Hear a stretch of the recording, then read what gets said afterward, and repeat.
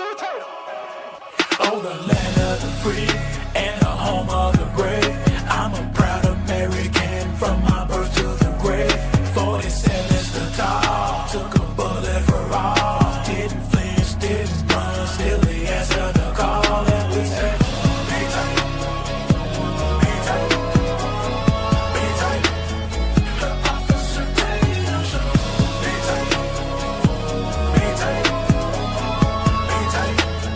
The officer Tatum show.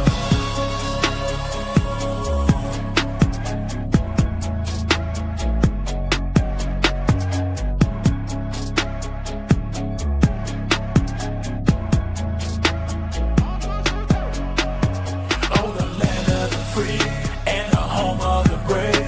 I'm a proud American from my birth to the grave. 47's the top, took a bullet for all. Didn't flinch, didn't run, still he answered the call. And we said, be tight, be tight, be tight.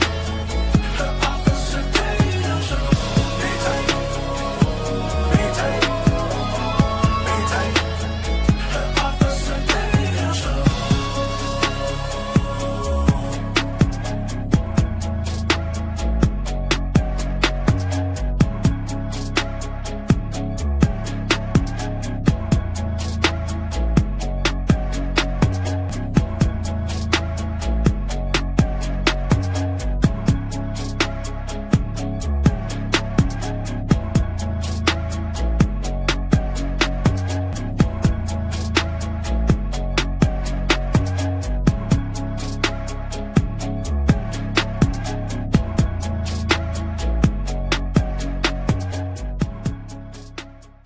If you don't believe that we are in a fight today, you're sleeping under a rock. If you get hit and you lay down and you cry and you fold up in the corner, definitely you will not win the fight. We show up to win. Our culture needs a lot of you young people in here to step up and stand out. There is nothing or no principality, power, division, devil can stop us when we're united. They can only get you when you're divided. When I see the American flag, I see us progressing to something that can be awesome and great. And if you don't plan on winning then, you might as well go home today.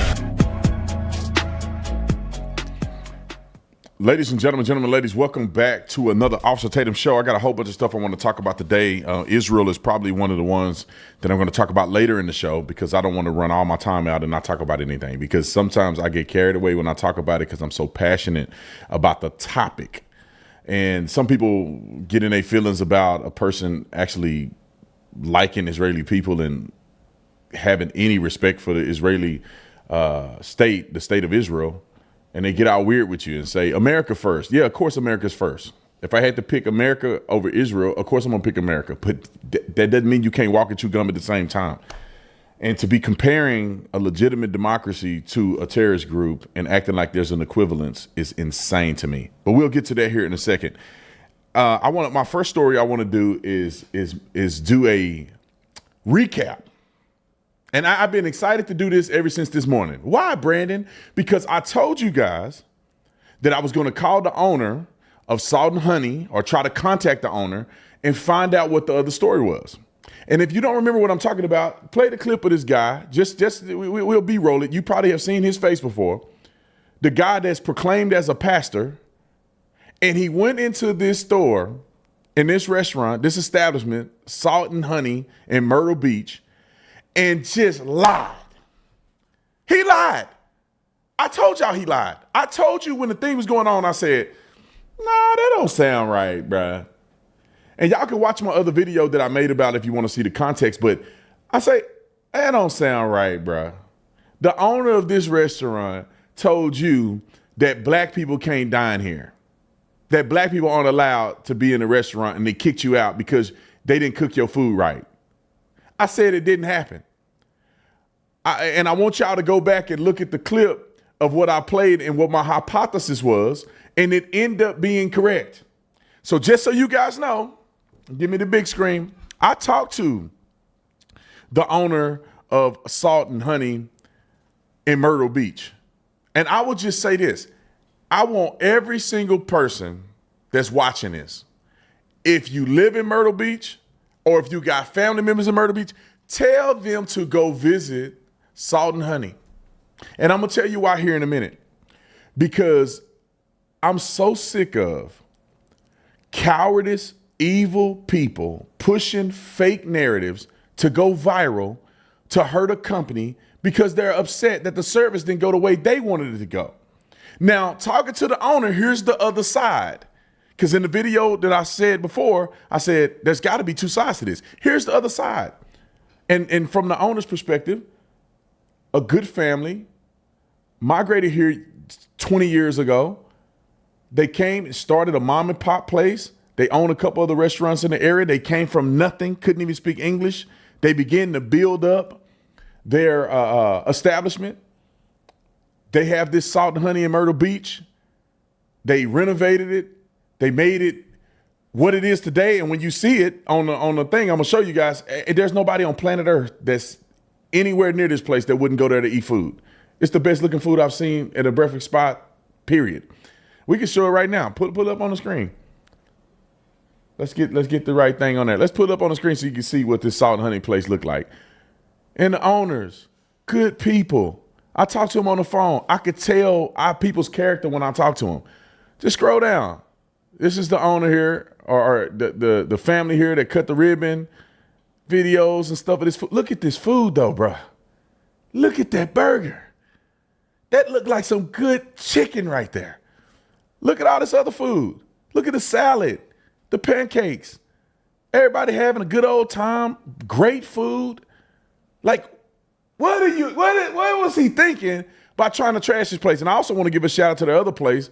If you want to go to, if you see Donald's Pancake House, go check them out. Look at this food. Look at this food. Looks so good. If I lived in Myrtle Beach, I'd be here probably every Sunday. Look at this food. And this good American folk that then built their stuff from nothing to something and taking pride in doing a great job like any good American would do. And that person decided to lie on these people. Now, let me give you the story of what happened. So the owner was telling me, and you can believe it or not, I know, but it's funny that it was almost the same story that I thought happened. That they came into the restaurant because originally they didn't have a liquor license because they were renovating and doing a lot of other stuff. And so they were giving out free mimosas because they couldn't sell it to you. So they were giving out free mimosas with the brunch. So when they got the liquor license, they didn't do the mimosa for free no more for obvious reasons. So then this couple, I think, saw reviews about the free mimosas. So they came in for the free mimosas. And when they got in there, they realized the free mimosas special is no longer available. So it appears, from the perspective of the owner, that it appears, listening to his staff and other people that had interacted with them, that they were a little bit upset with that when they first came in. Okay, not a big deal. People get upset about it. No harm, no foul. When they get in there, they order their food. The woman ordered a steak medium well. She eats half of the steak. Some of the other food on the plate, she eats half of it gone. And then say, this ain't cooked the way I want. She sent it back. They cooked it the way she wanted, the way she described it, they sent it back to her. She eats half of it and other food on a plate and want to send it back for a third time. This is from the owner's perspective. Now, you can believe it if you don't, if you want to. She sent it back for a third time. According to the owner, one of the most bubbly, excitable, happy, friendly hosts or waitress was literally shaking, dealing with how ridiculous they were acting in the store, meaning that they couldn't do nothing right. They want to send the food back 100 times. The man was disrespectful. I say disrespectful, meaning he wouldn't give her eye contact. They acting frustrated and weird with these people at this beautiful restaurant. And then, so of course, when you send a plate back for the third time after you've eaten off the plate, the owner comes over.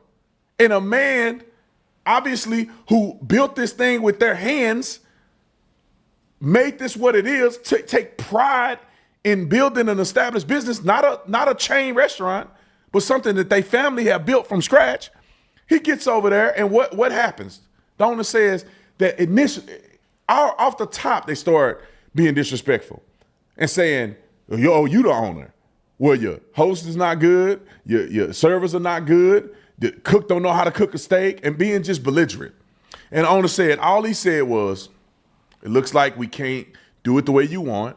You don't have to pay for anything, but I don't want you to come back. That's all he said. And the owner said that he said that, they left. But then they left the phone in the place. So the husband had to come back. The pastor had to come back and get the phone. And that's when he went in the parking lot and made the video. And I told y'all, and I know y'all believe me, I told y'all that probably didn't happen like that. It didn't happen where he said, black people are not allowed in this restaurant. We don't want you back to black people's money and all that other stuff. That man that's supposed to be a pastor, allegedly, I don't know if he's a real pastor or not, but if he is, how could you do something like that? The owner told me on the phone today that they got death threats. One of their best employees had to leave because the family was afraid for her because of the threats that they had gotten. They couldn't answer the phone. They got hundreds of bad reviews of people that never even been to the establishment. And this is the reason why I'm advocating for them. This is the reason why I support them. And this is the reason why I want all of y'all to go and support them. I was going to raise some money for them too, and I still want to do it. I got to find a way to do it. I'm going to get my guy to put this together. So when we put the video out, I'll put the link there. If you want to support this business, this mom and pop place, good folk that got screwed over by a race baiting foolish person who had no business making a viral video, going on with his life and leaving these people to deal with the fallout, the stress. He was telling me how his mom is an older lady and she losing sleep over this. You talking about something you built with your hands completely could be gone in an instance because somebody want to play the race card and essentially lying about what happened. So I'm going to have a little link in the bio. So if you see this, not on the live stream, I'll put the link there. If you want to give and support, you can put money in the bank. I'll put a little money in and we'll give them a little blessing because I hate when people do people wrong over this race stuff. It's wrong, man. How much business have they lost because of this? But in the spirit of receipts, I want to show y'all something real quick because the owner sent me this photo because in the video, the pastor said that the owner told him black folks ain't allowed in this establishment, or I don't want black people in here. I want y'all to leave. Black people are not welcome here. Okay, let's go to Exhibit A. I don't know if you can see this, but the whole place is full of black people.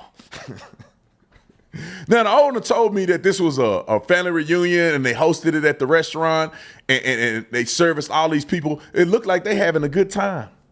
It looked like there ain't no problem here.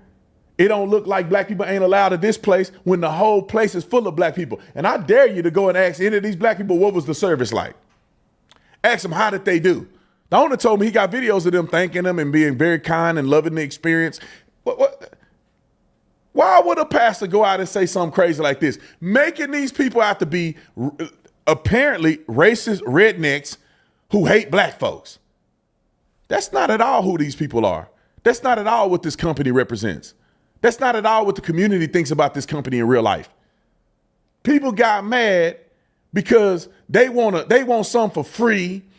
They want to be able to tell you to take a steak back 6 times. 3 times is too much, man. You want them to take it back and make it for a 3rd time after you ate the steak?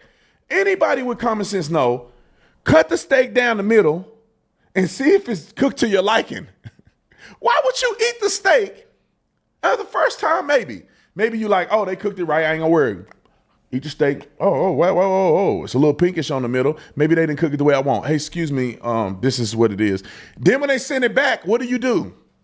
Use your common sense and say, let me cut it down the middle because when I got to the middle, it wasn't cooked. Let me cut it down the middle and see what I like. Okay, it looks good. Great. Thank you so much. I appreciate it. That's it. Now you go to eat it again and it does not to your liking.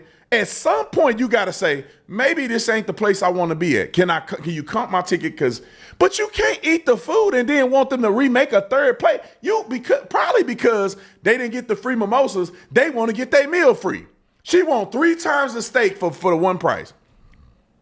You should be ashamed of yourself. And I'm just putting it out there because these people went viral and gave their side. And I listened to the owner's side and I put the 2 sides together and I say, oh yeah, the owner makes sense. Genuine guy. You could tell he was genuine when I talked to him. I knew it was something wrong when that dude made that clip. So we'll go down and pop the restaurant back on the screen. because I want to show everybody this restaurant one more time. I wish that I live in Myrtle Beach. I just wish that I lived in Myrtle Beach because this restaurant looks so good and good people, our people. If y'all know what I'm talking about, these are our people, right? These are our people. And I'm not talking about race. I'm talking about good people who doing the right thing, who love America. So y'all need to go and check them out. Go follow them. We'll put the link in the comment section. I want to show more overwhelming support of this establishment to Trump and supersede anything that negative person went and did to these people. I want them to have so many overwhelming comments on their page, overwhelming comments if you want to go into the store. And when you go to the establishment, all I want y'all to do is say, Officer Tatum sent you. Because I want the owner to know that we support them. And people on my channel, we support this establishment. So go on, and when you get there, when you go get something to eat, and leave a good tip when you do it, right? Because that's Brandon Tatum style, is like leave a good tip. Go there, give it a try. And also, if you want to check out this other place, it's Donald's Pancake House. So go and get this good food, and then y'all leave a good review. Tell me what you think about it. And whenever I'm in Myrtle Beach, I'm going to this place, and I'm going to give them a big tip. But like I said before, if you want to support them, after we upload the video again, because this is the live stream, I'm going to put the link there for you guys to donate whatever you want to give. If you want to give a lot, give a lot. I want to be able to bless them for being good people, and I want to right the wrong that these, I want to call them a name, but I'm trying to be a good Christian, that these people had done to them. I cannot stand the race card being played when that's not the case. I can't stand it. So y'all go, shout out to them, shout out to the owner, good dude. Now let's get to some other stuff here. Pulpit abuse from pastors. That may be a good segue into this next thing. And I'll say this too. The best thing that ever happened and the worst thing that ever happened simultaneously to America, it was the church. And I know y'all gonna get mad at me, but hear me out. The people who get saved, the people who listen to the Lord Jesus and the things that he said, it revolutionizes the experience in America. But also some of the most evil, corrupt, money-hungry people who send people the wrong direction are also in the church. Because, and I want y'all to hear me out, because I know some people, I can feel people they're getting all mad at me. When you think about the people who preach the gospel correctly, when you think about the people who do real ministry, when you think about the people who's really dedicated to the gospel and dedicated to shepherding the people, who go out and feed the homeless, who go out and provide clothes for the homeless, who do things like that, that's not every church. And I would argue that most churches ain't doing that.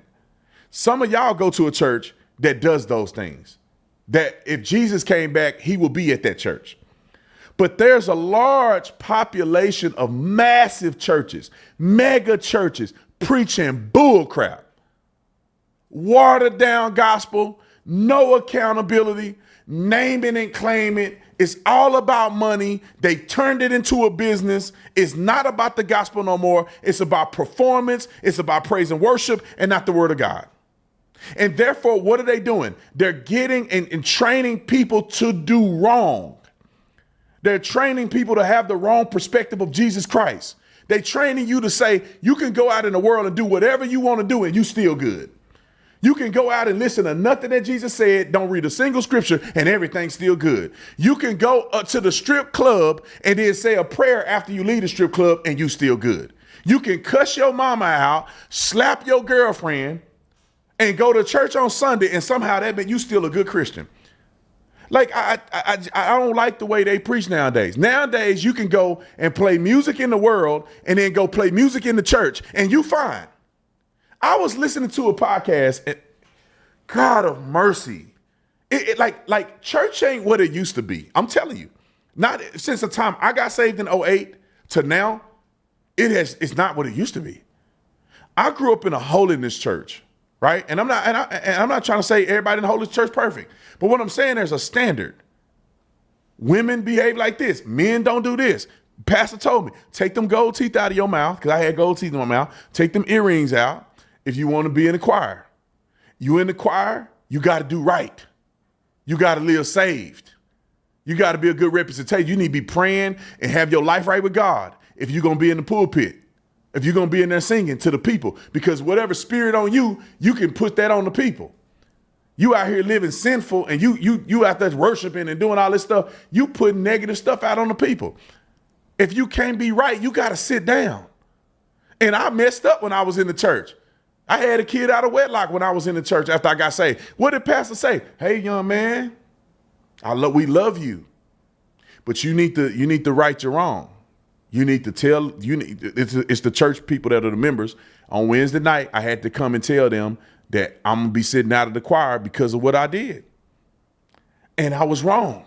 And I think that pastor was 100% right for holding me accountable, because it's cool for me to get up, Brother Brandon, get up in front of everybody when I'm doing right. Brother Brandon get the praise, because look at him, man. Souls are getting saved. They come into church because of Brother Brandon. But then when Brother Brandon do something wrong, I get to hide. No, it don't work like that. You celebrate it, and then when you make up, you own your mistake. And everybody loved me, and they hugged me, and it was fine, but I had to own up to it. And I had to sit out the choir for a period of time, and I had to, sit down a little bit till I got my stuff together. That's the way church supposed to be. Nowadays, you can be crooked as two left shoes and be in the church. I was watching a podcast. I forget the guy's name, but it was a music artist that's one of the top musical artists in the gospel industry, and the top music producer in the gospel industry was sitting down having a conversation. He literally said the N-word like 3 times. I couldn't believe it. Now, he blurred it out post-production, but you can see his mouth and you can see him say the N-word. Like, bro, you can't stop yourself from saying the N-word publicly, at least. So this is why I say the church is a gift to America, and also is one of the biggest burdens in America, because you got people, they selling people off the cliff. A lot of good people turn away from God because of these churches. A lot of good people are confused about God because of these churches. A lot of people are believing that God is a genie in a bottle, like God is a slot machine. You come here to church, everybody look here. Put a God slot machine. Oh, you've won a prize. You're gonna get a new house today. Being a Christian is about sacrifice. It's about worshiping and admiring God and understanding He's sovereign and over your life, not just over your Instagram page. Anyway, don't get me started. Well, here's an example. Pull it up on the screen. And there's people that go to this church. Believe it or not, tons of people go to churches like this. Some of them don't have the signs in the church, but they preach the same thing this woman doing. Now, she kind of radical, but it's still the same thing. Matter of fact, the fact that she preaching in the first place as a pastor of a church is a problem, according to the scripture. But y'all don't have to believe me. I probably lost some of y'all on that one. Wrote a clip. Word became flesh and lived among us, and my body, your body, their bodies are home for the living God. Yes? Okay. Full of grace, full That's not of what the word truth. means, but okay. That is why I take my 11-year-old boy to drag shows in the summer with my friend and fellow church leader Kate and her 11-year-old boy. I want him to know that there is no wrong way to have a body, especially if you're a man, that bodies can be celebrated and played with. I want him to know that all bodies can shapeshift and be adorned with makeup and glitter, all bodies. I want him to know that there is no wrong way to live in his body, as long as his body is not hurting other bodies, amen? I especially want him to know this if he turns out to be a heterosexual, able-bodied, and cisgendered man. I want to raise a boy who knows that he doesn't get to tell other people how to live in a body. It's over, Tatum. Lord, I need to repent. I almost want to repent for her watching this. I feel like I'm going to go to hell watching this. What are you talking about? Put up on the screen. I want to call her a cuss word, but I'm a good Christian, Lord. Help me. But I know how you fit. This crazy, ain't it? This crazy. This woman crazy. She said, she used, and the word became flesh and dwelled among us. How do you get that to bodies can be played with and bodies can be manipulated? No. The body is the temple of God. Your body. It don't belong to you. It's God's body. He created it for you to dwell in it. It's his creation. When Adam was born, he breathed into Adam and dirt became a human living person. God created that. That ain't your stuff. And then you run around saying, this is why I take my kids to a drag show. Because anybody, as long as you're not hurting nobody else, that ain't the Bible. That ain't the Bible. As long as you're not hurting nobody else wasn't a commandment. You sinning before the Lord is your problem. People don't matter. People are less important than what you've done against God. Now, you got to treat people right. Love your neighbor as yourself. The Lord thy God is one God. All of those commandments that Jesus had preached and taught, those are important. But at the end of the day, ma'am, what Bible are you reading from? And there's a swath of progressive Christians who believe this stuff. It's a guy running for president. I forget his name. Y'all probably know what I'm talking about. He running for president. He was on Joe Rogan's show justifying why Christians should support abortions. Can somebody find that clip for me? Can you find that clip for me, Josh? Yep. Why Christians should support it. He was on Joe Rogan's show. He's a Democrat candidate. What the like what are y'all like what? How do you do the scripture that bad? Is it this one? No, it's not him. That's a good guy. That's the Israel clip. Texas Democrat. Yeah. James Talar. I think it could be him. Talarco. I was watching him and he was saying something super weird and they were like, run for president. And I'm like, why do people like him? And then I realized, oh, it's that same guy that was on Joe Rogan trying to justify. Was it Joe Rogan? Was it Patrick McDavid's show? He was on James Talarco was on Joe Rogan. Joe Rogan. He was justifying. He was justifying Christians believing in abortion. But anyway, back to the thing. People can do whatever they want to their bodies. No, they can't. They never has done it. There never has been a case in history. And then you're going to talk about, oh, my son has come out as a heterosexual. What are you talking about, bruh? Nobody comes out gay or straight. I mean, I'm saying gay or straight, meaning that it's an option. You come out like you come out. And if you choose to live the lifestyle of being gay, then that you chose that lifestyle. You don't come out like that. And the same thing with a person who's straight. That don't mean you have to be sexually active with people, because some people dedicate their life to the church, like all of the priests. They dedicate their life to the church. They don't have sexual relationship with women. They don't get married.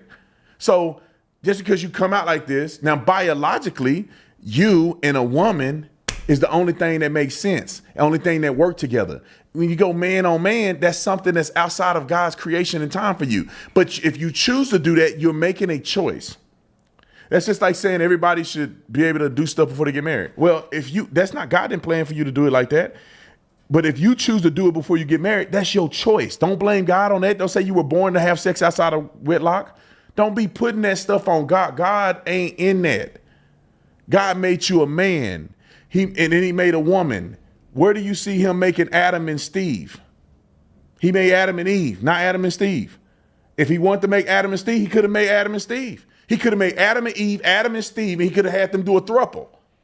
But God didn't want that to happen. And biologically, that can't happen. If y'all want to play around like that, there would be no people on earth. Thank God for all the heterosexual people. So with 8 billion people that live on earth, clearly somebody bumping and grinding and pumping and sweating as heterosexual people. So the norm is not that. But you could be susceptible, or maybe you could be born attracted to somebody different. You could be born attracted to certain things. I get that. But born and saying I have to live this lifestyle is crazy to me. You can be attracted to big booty Latinos, but that don't necessarily mean that God is telling you that you need to cheat on your wife to be with that woman. Or God is telling you to pursue a woman based on her looks and not her character and godliness. It don't matter what you're attracted to, man. People are attracted to all kind of stuff, not even just the sexual stuff. People attracted to greed, money, and all this stuff. You don't need to do that. What you need to do is divert yourself to what God's will is for your life. Put it up. Roll the clip of this guy. Then play it. What do you think is the biblical evidence to support the opinion of being pro-abortion? So one, in Genesis, God creates life by breathing life into the first human being, which we later call Adam. That life starts when you take your first breath, and that is actually the mainline position in Judaism, is that that's when life starts. Then, if you think about it from a Christian perspective, something interesting that Jesus does throughout his ministry. Let me stop. Don't even talk about Jesus until you go to this point. Well, what was Jesus when Mary gave birth to him? Was he not Jesus before he took his first breath? What do you mean? If somehow the Spirit of God hovered over Mary and caused the conception, then Jesus did, what does it mean for the conception to be caused if he ain't even a person until he's breathing? That's the stupidest thing. I knew you, formed you in the womb. I'm paraphrasing. God says he knew you before you were even in the womb. What are you even saying? Let me finish this point. Roll the clip. He is breaking first century norms about women, talking with women, learning from women, having women lieutenants in his movement. This was something that was. But he did not have a single a female apostle.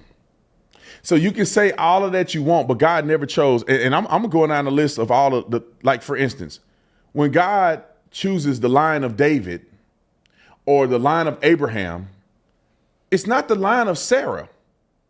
It's the line of Abraham. That means the children that are born from Abraham. Sarah could go off and have a baby with another person. That's not down a line of Abraham.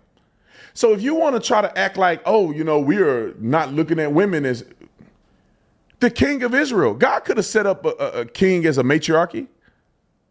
He could have if he wanted to, but why God didn't set it up as a matriarchy?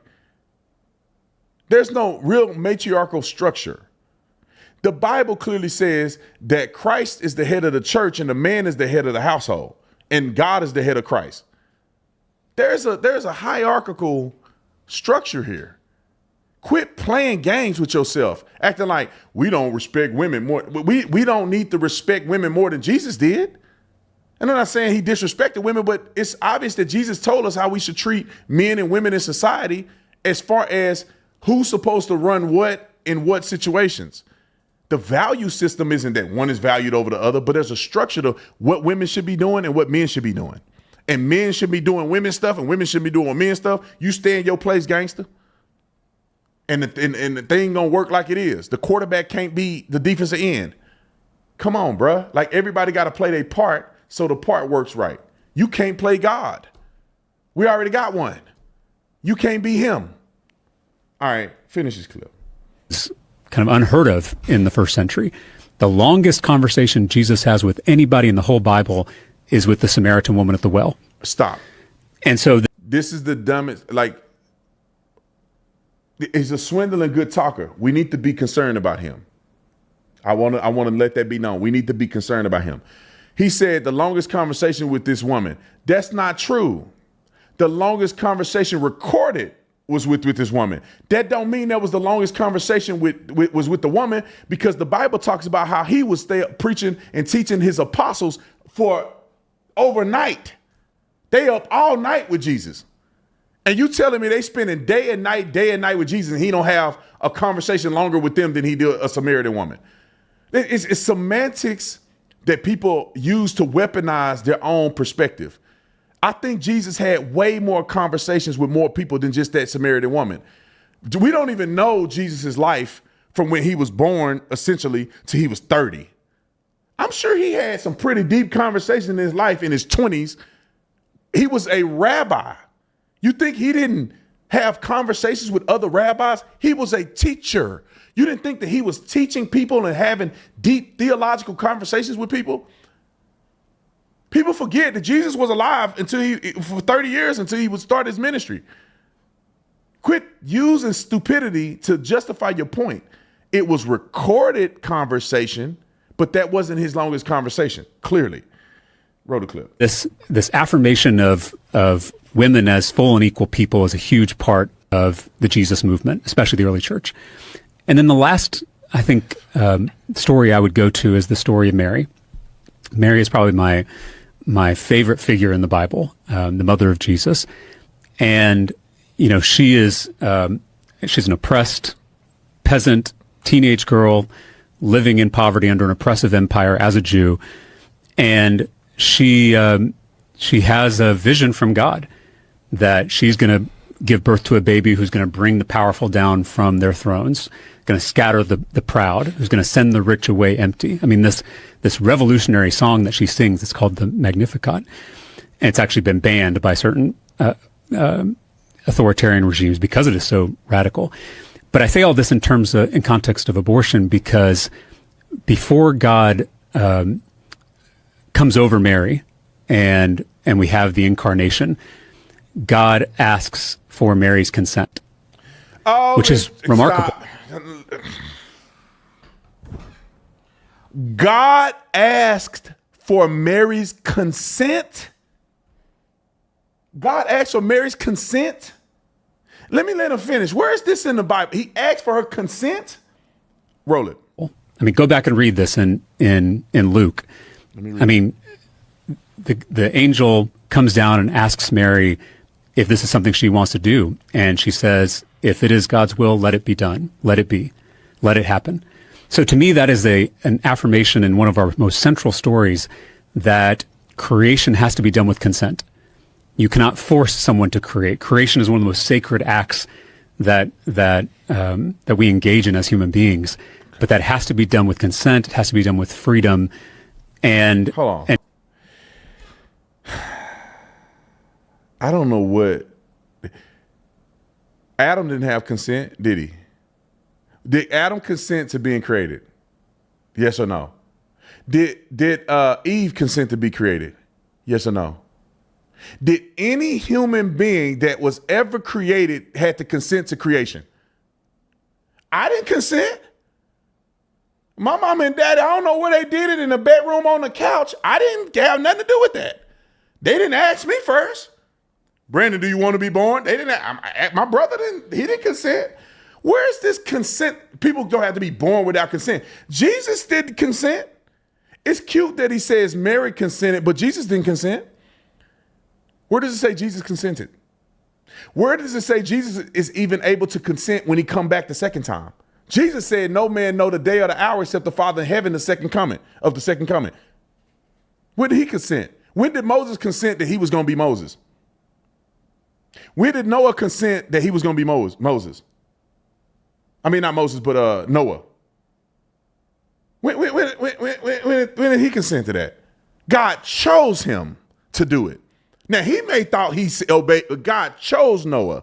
God chose Moses. God chose Abraham. God chose David out of all of his brothers. David didn't consent that God chose him. He was going to be the king of Israel. What are you saying, bruh? Where's your theology? Where are these weak beta? He looked beta. These weak beta Christians. God asked Mary for her consent. I don't remember the Bible saying that. The Spirit hovered over Mary and caused the conception. Okay. Maybe I'll read this. Maybe I'll let's see. Maybe I don't know where he getting this from. Maybe I'll read it. I hate reading the NIV. Let's see if I can jump to it real quick. Joseph also went up to the town of Galilee and David. Okay, let's see. The shepherd suddenly glory, how heaven and earth peace. All right. When the angels left them and gone into the heavens. Okay, I gotta find a birth. Let me find a birth story in Luke. I only know it in the other gospels. Let's see. Hold on. Y'all hold the phone.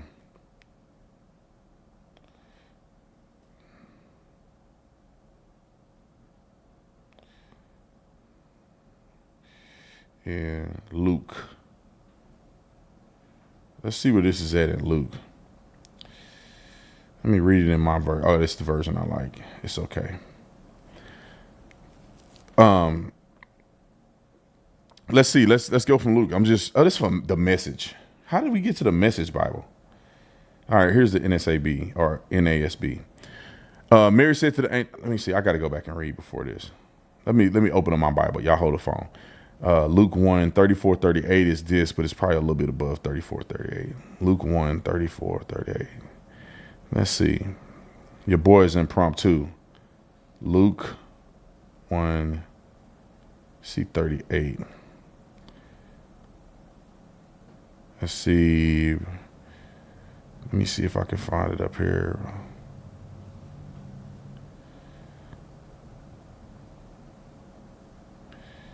Somebody help me in the chat if you can find it quicker than me. Trying to figure out in Luke where exactly it talks about the Spirit. Birth of John the Baptist. Oh, the birth of Christ. Okay. Let's see if it's the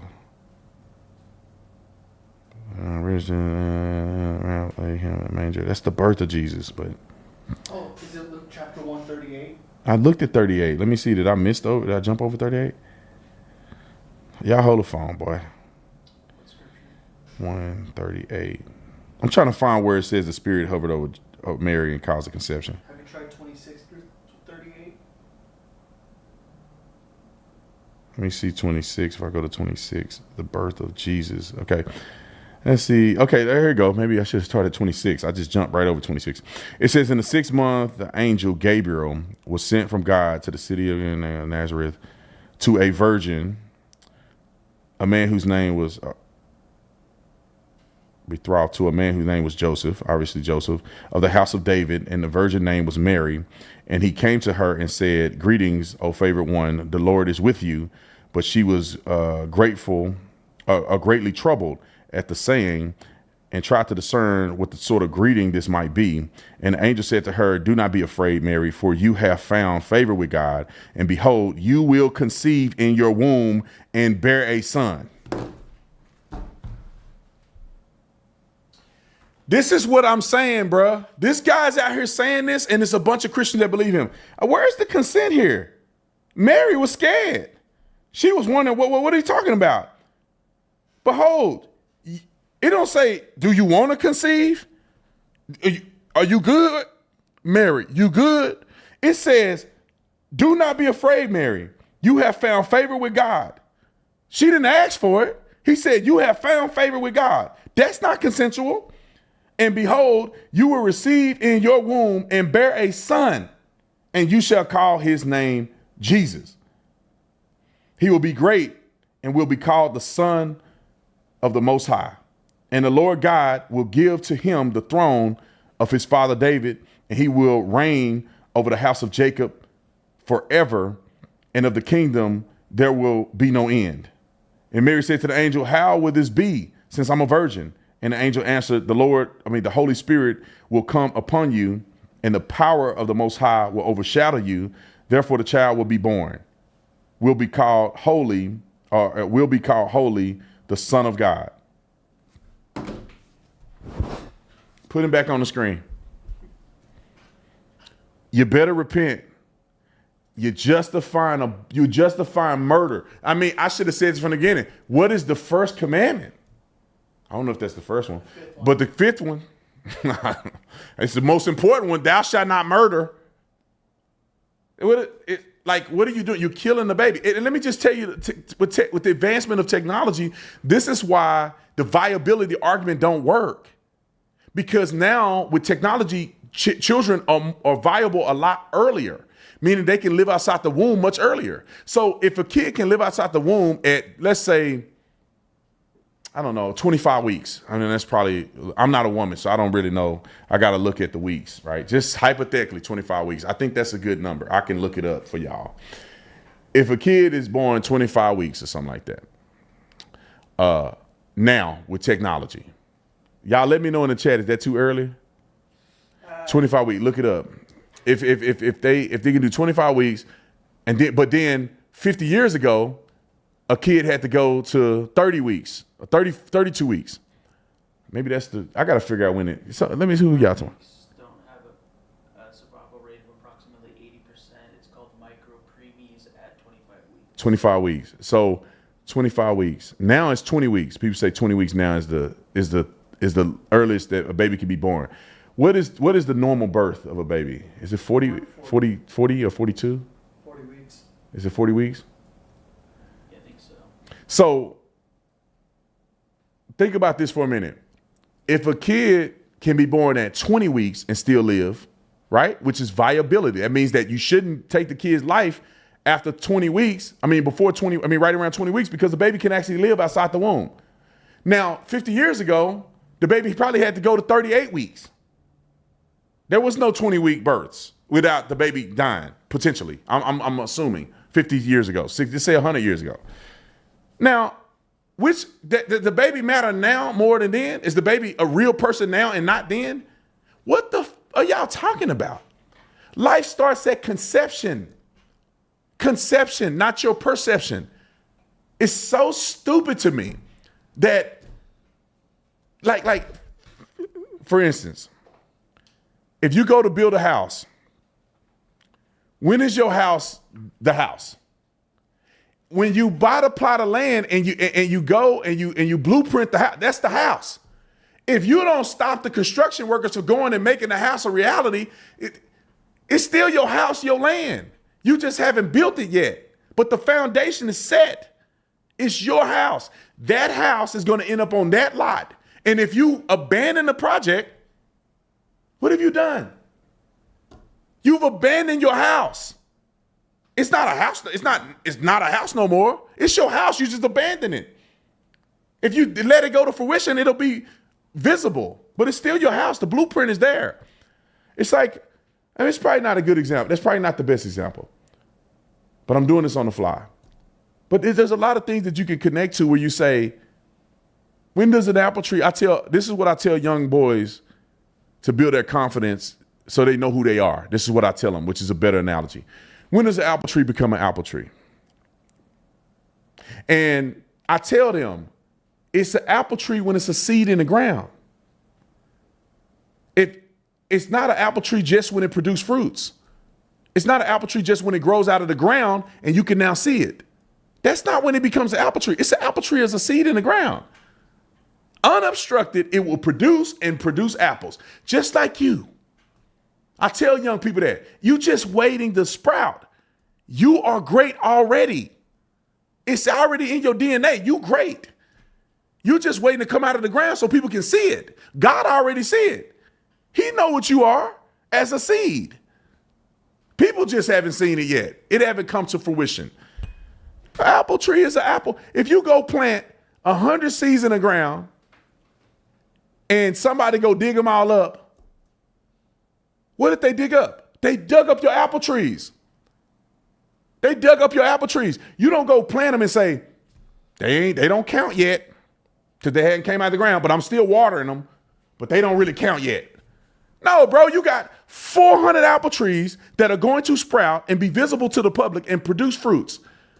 When you have the seeds in your hand, you pretty much say, I got this many apple trees. Put them in the ground. You don't go, how many apple trees you got, Brandon? I ain't got nothing because they ain't really apple trees.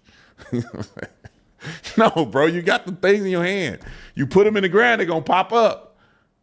There you go. I mean, apple trees. I'm going to go sell you apple seeds. I'm selling you these trees. If you don't F them up, they're going to grow. Anyway, that may not be the best analogy for you, but it's still there. But I just want to point that out. I don't know if I beat that other woman up enough, but I definitely got him. But y'all got to stop listening to these people and read your own Bible. Abortion is wrong. Quit making excuses because you want to sleep around without consequences. That's all it is. That's what 98% of it is I want to get that, but then I don't want to take responsibility for what that may end up being. I hate to keep it real with you guys, but like getting a woman pregnant is not easy to do if you're wearing protection, she's on birth control, you're doing the Afghanistan, if you know what I'm saying. America, Afghanistan. Y'all get what I'm saying? Okay, we were there and then we Okay. All right. Y'all know what I'm talking about. If you're doing all of that, that's not easy for you to get somebody pregnant. If you ain't doing nothing at all, you can never get somebody pregnant. But the people who getting people pregnant are negligent. That means you going in the football game with no helmet on. She running around with no safety vest on. And y'all getting it in. And you're doing that, and you ain't even doing Afghanistan. At least doing Afghanistan ain't gonna always work. But if you do the Afghanistan, y'all not even doing Afghanistan. You're doing nothing to prevent yourself from getting somebody pregnant. Then you want to play God. You want to get mad at God and do all this. Can I tell y'all a quick story? And I'm gonna shut up and go to the next story. When I had my kid, I wasn't doing right. You think I wasn't doing right. I knew she wasn't taking nothing. I wasn't doing nothing. We just was taking a risk. We took a risk, and we knew we were taking a risk when we were taking the risk. Now, I didn't intend to go that way that night, but it went that way, and we took a risk. And I'm gonna keep it real with y'all. It wasn't once. I mean, it wasn't a lot, but it was like a few times, and then she got pregnant. Shouldn't have done it one time. But it ain't like, oh, I did everything right. Well, how did it happen? No, I was cutting up. All of y'all cutting up. I wish I could be real, but y'all can't handle real. I need to have another channel where I could just go uncut Officer Tatum real. Let's keep it real, bro. Y'all not, come on, tell your kids to close their ears real quick. Real quick. If your kids on here, tell them to close their ears. They can't watch it. Tell them plug their ears real quick. I'm going to give you 5 seconds. Close your ears. All right, that's 5 seconds, I think. Close your ears. Y'all know y'all not wearing no protection. Y'all know y'all doing it raw. Quit lying. Quit lying to people. Quit lying to yourself. You know you called that girl up and y'all went over the house and you were like, you good? I'm good. Then she pregnant and you like, what I do? You know what you did, bruh. People out here be acting like they really having protection and stuff. Most of y'all ain't doing the protection. That's why y'all got STDs and kids. You ain't doing no protection. And then you want to play victim. I didn't play victim. I took responsibility for my own actions. And that's what it is. And now I got to work through it. But quit playing. Stop doing what it takes to have a baby if you don't have a baby. If you drive reckless, you're probably going to crash. If you're speeding, you might get a speeding ticket. How do you not get a speeding ticket? Don't speed. How do you not crash your car? Don't drive reckless. How you don't burn your house down? Don't play with fire. How you don't get beat up? Don't mess with Brandon Tatum. No, I'm just playing. I had to throw that in there. All right, let's move on. Scott Jennings, my brother from another mother. I took a picture with Scott Jennings recently, man. He a cool dude, man. He one of my favorites. I think Scott Jennings may be my favorite on television. He is in the fire, literally, with packs of what do they call it? A fire extinguisher on his back every day, just blowing out these fires. Every day he's in the fire, just putting out, they popping up. Because these people are lunatics. Let's quit acting like they more than what they're lunatics.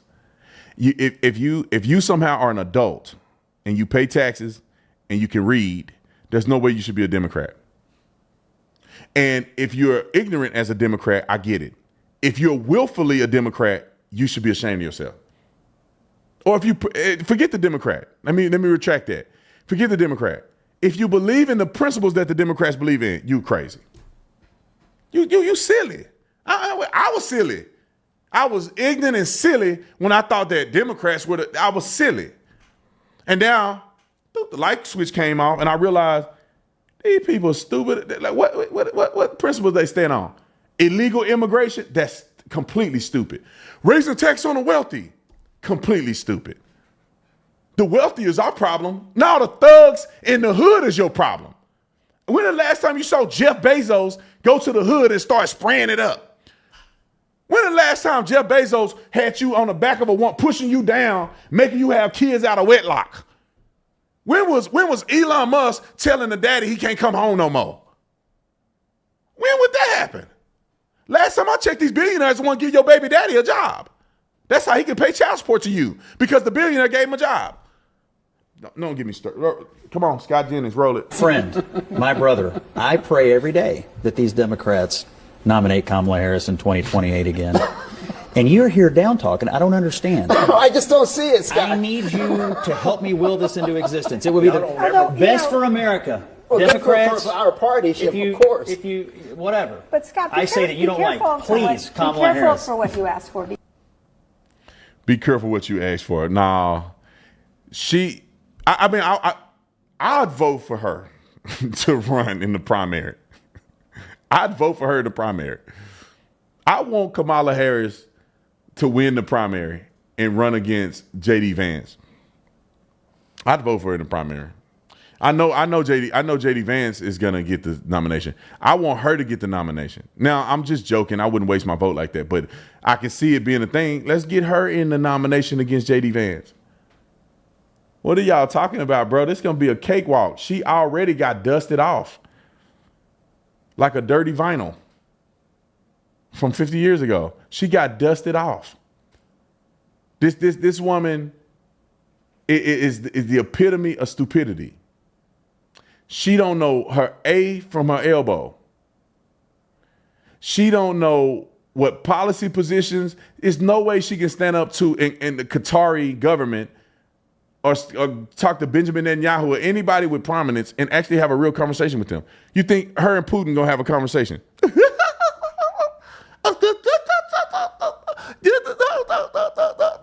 Putin is like, shut up. Shut this woman up. Let me tell you why I say that. Give me the next clip. Let me tell you why I say that. Because Kamala Harris and them went to Ukraine, or I think they went to Russia or something, or Ukraine or something. They had a big meeting, and after she left, they invaded Russia. Hold on. Yeah, Russia invaded Ukraine after she left. And I think she went and met with Putin or somebody. And they ended up invading after she left. So that means her diplomacy wasn't good enough to stop the invasion. Roll the clip. Who's leading the Democratic Party? I'm just curious. There are lots Audio's of kinda low. leaders. And There's generally a leader of the Democratic Party. You know, like, oh, that's the leader of the Democratic Party. And who comes to mind? I See, think Henry? there are a lot of, I'm not going to go through names because then I'm going to leave somebody out and then I'm going to hear about it. But let me say this. I think it is a mistake for us who want to figure out how to get out and through this and get out of it, to put it on the shoulders of any one person. It's really on all of our shoulders.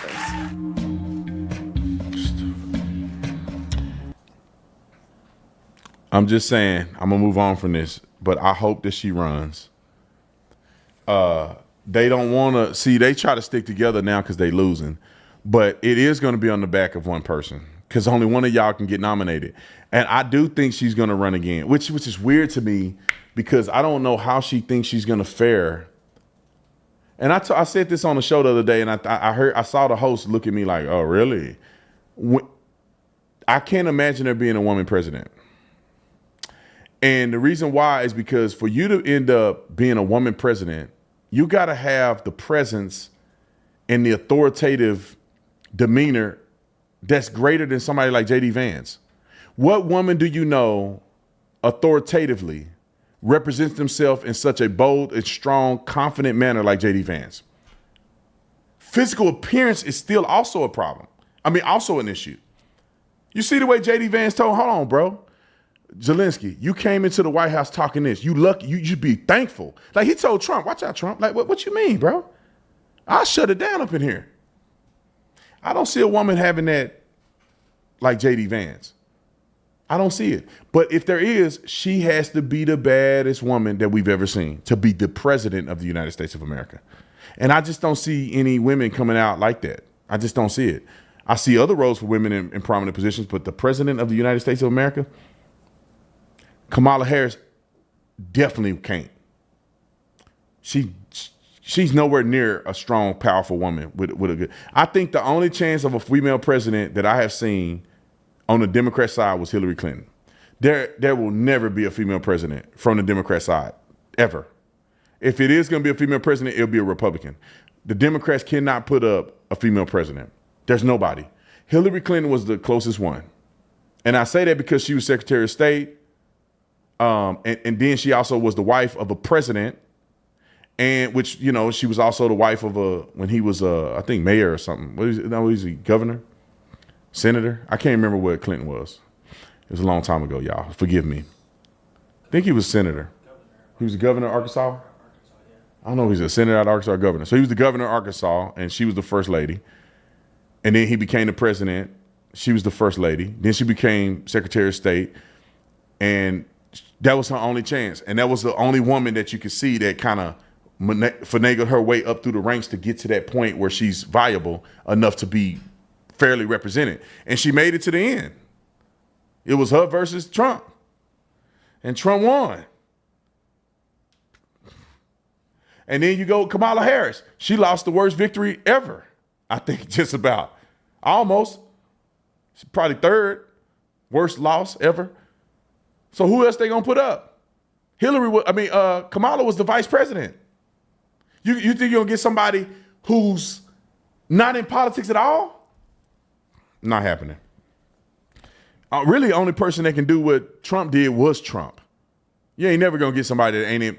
I don't think you're ever gonna get somebody that have never been in politics before that be the president of the United States, except for Trump. He's the only person in world history that could probably do that. At least that I know of. I don't know if any other presidents had no political background.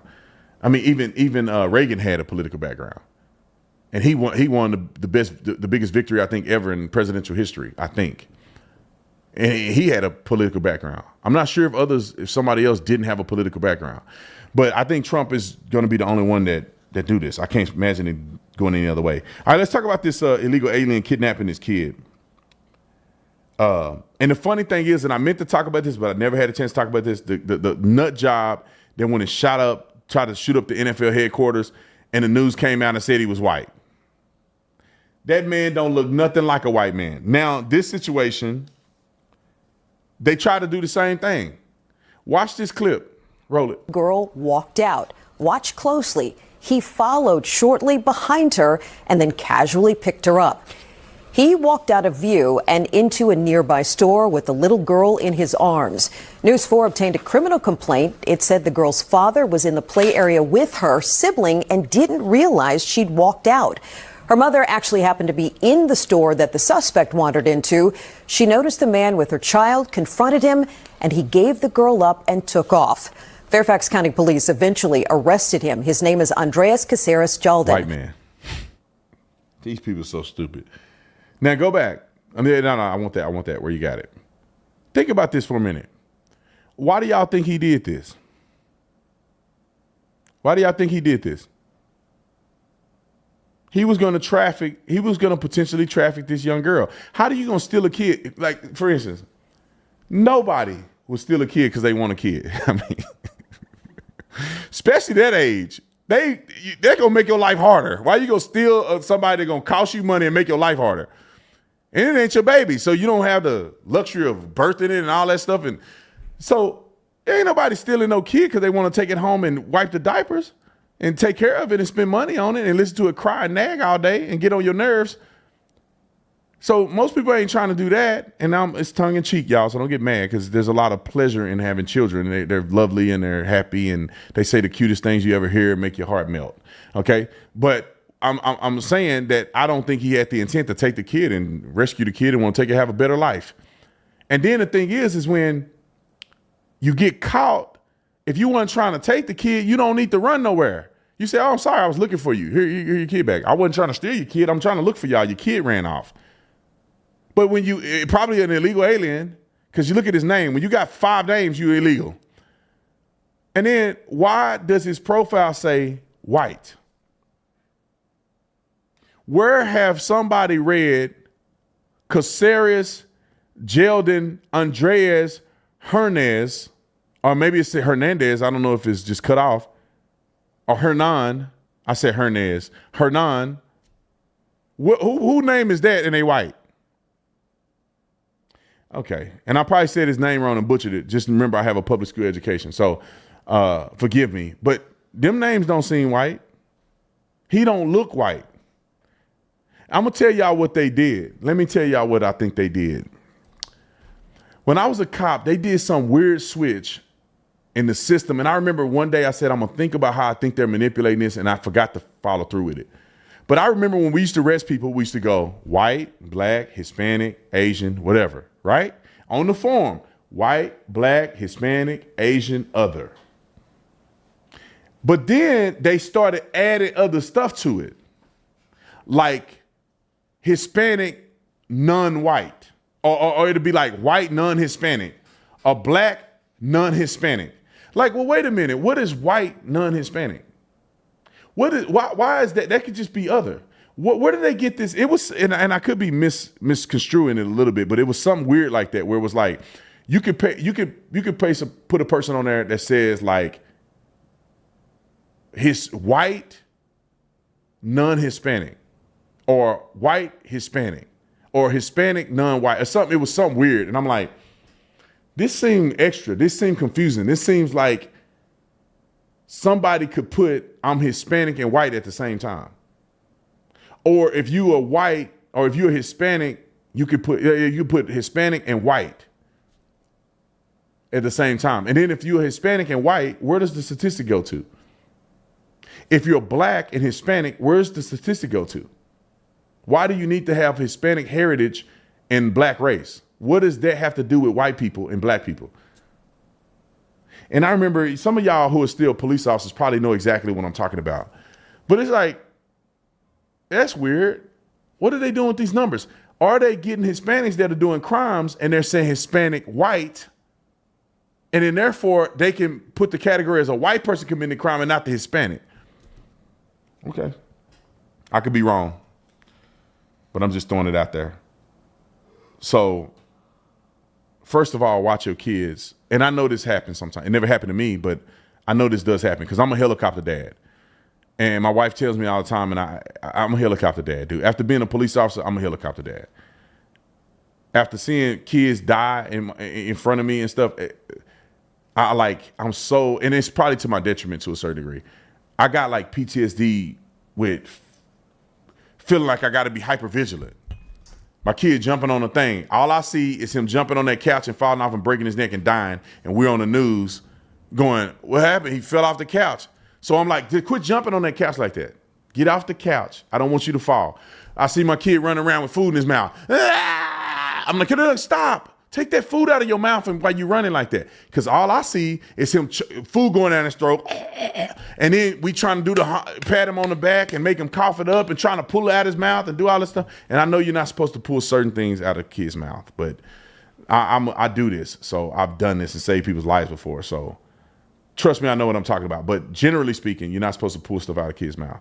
But patting him on the back and then come out and my kid dies in front of me from suffocating and how it's going to destroy the family. So that's what I think about. I'm not like, oh, he's just having fun. He's not going to choke. It's like, no, but what if he's the one kid that chokes? Oh, he's running around the pool. Oh, no, they got him. No. What if he's the one kid that fall in the pool and suck in water and die? So I'm a helicopter dad. And maybe I shouldn't be. I try not to be. But I don't see kid running around. He got a chopstick in his hand. Don't run with that chopstick. Put the chopstick. You can't run with that in your hand. Because all I see is my kid running, falling, and the eye thing go through his eyeball. Now he blind for the rest of his life. It's like, some of y'all want to play with your kid's future, but like, I can't unsee the stuff I've seen. So I don't want my kid to end up being that kid. All right, what time? Where are we at on time? 2:52. All right, I want to do. Did I hit a button? I ended up tapping this thing. I'm sorry. I want to talk about this this subject real quick, about this Israel thing. Let's talk about Israel real quick. And if you don't want to hear Israel, this is the time for you to leave. If you don't want to hear about the conflict, I have been on a rampage talking about the Israel-Gaza thing. And the reason that I have been, because I've been sitting back for so long trying not to get into this and trying not to look like I'm Officer Tatumstein. What did somebody call me? Talmud Tatumstein. I'm trying not to look like I'm just overly doing too much, because I see people doing too much sometimes. So I'm like, you know, I say something here and there, but like after watching so much anti-Israeli propaganda, after watching so much Jew hate and anti-Semitism, I'm so sick of it that like I'm just not gonna hold back no more. Y'all watch me on Instagram. Every time I see fake stuff, I'm posting it because I'm tired of it, man. It's a group of people is getting such a bad rap for doing the right thing. And I'm not saying they're perfect on everything they do, Israel, but what do you want them to do? What do you expect them to do? America cannot judge. We literally went to war for like 21 years over much less than what happened in Israel in comparison, population comparison. We literally dropped bombs, atomic bombs on people and killing massive amounts of people and radiation out. Well, for much less. So I'm just wondering, what do you think they should be doing? And I think that this girl says something that's so it's so profound. Every criticism against Israel is not anti-Semitism. Every criticism against Benjamin Netanyahu and Jews are not anti-Semitism. But what's anti-Semitic is when you hold a double standard. When you wouldn't criticize another nation for doing this, but you criticize Israel for doing this, that's when it gets weird. You have to ask yourself the question, well, why do I accept it from them but not them? Why do I think it's okay to defend yourself in this area, but it's not they can't defend themselves? October 7th was crazy, bruh. They killed all those innocent people. They still got people hostages. I'm going to show you a few of that right now. I'm just setting it up. They still got hostages. Like, what are we even talking about right now? How do you compare a democracy to a terrorist organization and act like there's an equivalence? Well, they did this. Well, they did this. Well, they did this. Well, you believe everything that Hamas is saying, but you don't believe nothing Israel is saying. That leads down the point of saying, are you anti-Semitic? Why does when Israel say something, they lying, but when Hamas gives a statement, or the UN and some of these other places that give statements that we never trusted. We didn't trust them during COVID. They lied to us. They did all this. We didn't trust them, and we don't trust them when they do things negative against Trump and all that. But then when it comes to Israel, somehow they're 100% truthful about everything they're doing and saying. Wait a minute. Israel's showing videos. If you follow the IDF and you follow Israel, they're showing videos of them sending massive amounts of food into Gaza. Does that mean it's not a famine? Yeah, the people probably are starving. People are probably hungry. I don't think it's a mass amount of people dying every day from hunger and starvation, but I think it could be a crisis. But that's not all Israel's fault. Israel is doing their part. Other people are dropping the ball. Hamas is stealing the food and cornering the people on this stuff. What are we saying, bruh? And I'm going to show you proof of what I'm saying. Because some people are going to get mad at me. I'm going to show you proof. Let's start with let's start with the Israeli hostage, Ram. And I'm going to tell you that I'll take the double standard test. If you wouldn't expect other countries or treat other countries like this, why do Israel like this? Now, this man is a hostage. People cry incessantly about starvation in Israel with the Israel's kids and all that stuff, but they starving him. And it's okay to starve him though? And they can let him go. He ain't got nothing to do with this. But they're not going to let him go. They're not going to let the hostages go. They're going to starve them to death, and then they're going to make them make propaganda videos. This is them making a starving Israeli who they took hostage that they should have never had, make a video telling Benjamin Netanyahu in Israel to stop starving people. They starve a hostage to tell Israel to stop letting their people starve. Roll the clip. My name is Ron Braslavsky. I am 22 years old, from Jerusalem, living in Mitzvah Gan al-Israel. And I have been in the hands of Saraya al-Quds, Islamic Jihad, for more than a year and 9 months.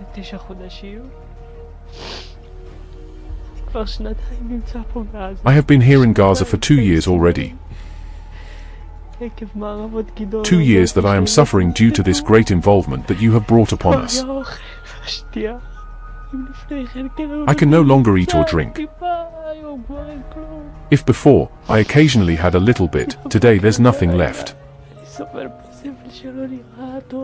I'm tied up until the night. I am suffering a suffering that is not seen as good, a foot over my head. My hands and feet are sometimes tied. I can't look. I can't stand. I can't go to the bathroom. I can't sit. I can't live. I live so that you will get me out of here. You must stop what you are doing here.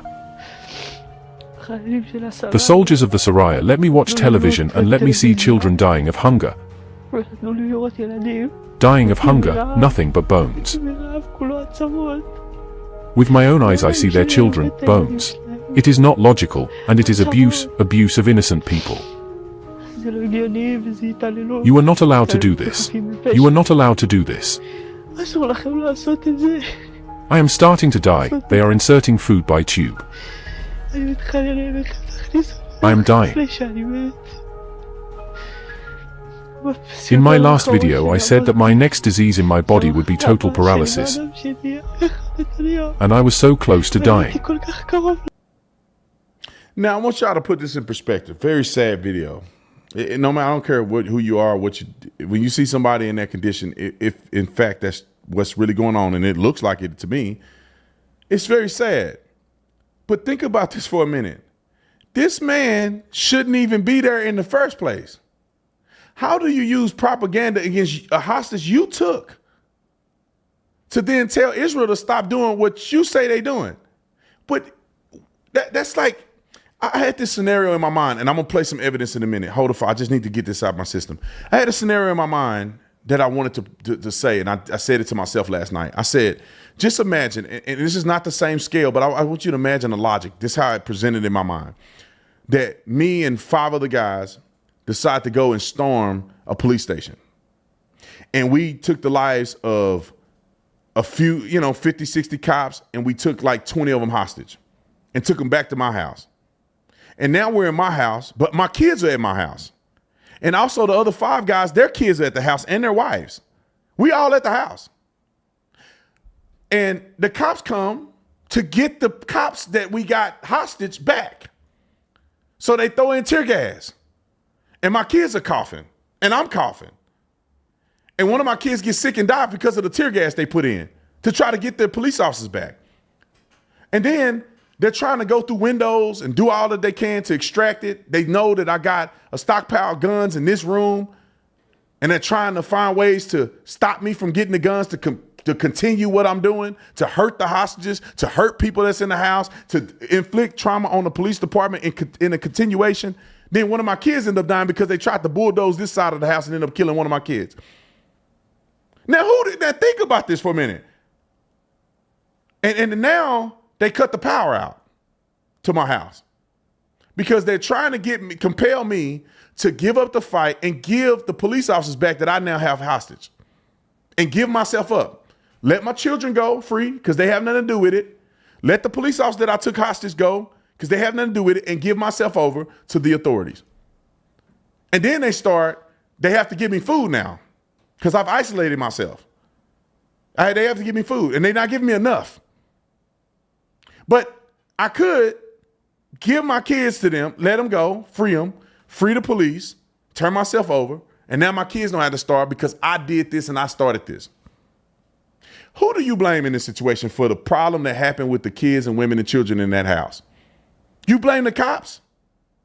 So what you want the cops to do is do nothing and let them keep the hostages and let them continue to do what they're doing, and they're going to attack the police department again. So no, you do nothing, let them keep the hostages. You just lost those cops. That's it. You can't do nothing about it. You can't hold them accountable. You can't arrest them. You're supposed to walk away from them and arrest, even though they kill people, innocent people for no reason. You walk away from the arrest. You want them to walk away because there's kids in the house and they may get hurt. Now just say the police department walks away. He's not going to give the hostages back. He's not going to somehow release his kids. He's not going to do right. He's going to continue to build up an arsenal to attack the police department again. And now it's going to be more hostages. It's the same thing I think about Israel. Like, what are we saying? They did all this. They got the hostages. Israel should go and get the hostages back. Yeah, innocent people may die in this situation, which is horrible. Pray for their soul. Pray that God keep them peace. Pray that God evade many of the casualties. But you can't tell me they shouldn't be doing what they're doing. And if you have an alternative, let somebody know. Let's go to the CNN discussion of the starvation. Roll the clip. Clip one. Roll it. Friend, my brother. No, that's not it. It's all good.